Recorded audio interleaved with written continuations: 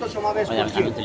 এর আগে আপনাদেরকে আমি বলতে চাই, আমরা যে কোনো ধরনের পরিকল্পিত ষড়যন্ত্রের বিরুদ্ধে জেলা স্বেচ্ছাসেবক দল সিলেট সবসময় সতর্ক ছিল, সচেতন ছিল, এখনও আছে এবং সবসময় আমরা প্রতিবাদী ভূমিকা নিয়েছি।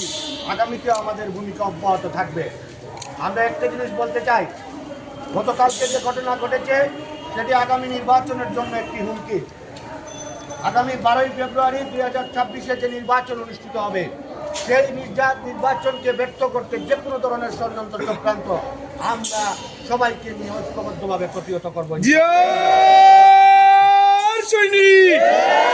সারা বাংলা জিয়ার সৈনিক,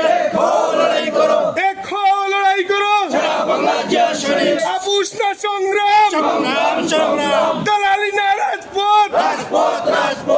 আমরা আরেকটি বিষয় আপনাদের দৃষ্টি আকর্ষণ করছি।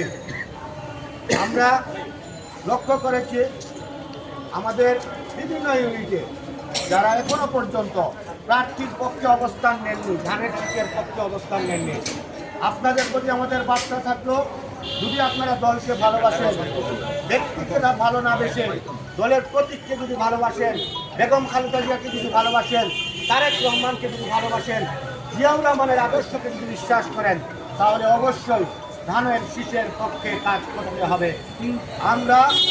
আমরা একটি পর্যায়ে আপনাদের বিরুদ্ধে কঠোর হতে বাধ্য হব। দয়া করে কেউ আমাদেরকে কঠোর হতে বাধ্য করবেন না। আমরা মনে করি তারেক রহমান আগামী 25শে ডিসেম্বর বাংলাদেশে আসবেন।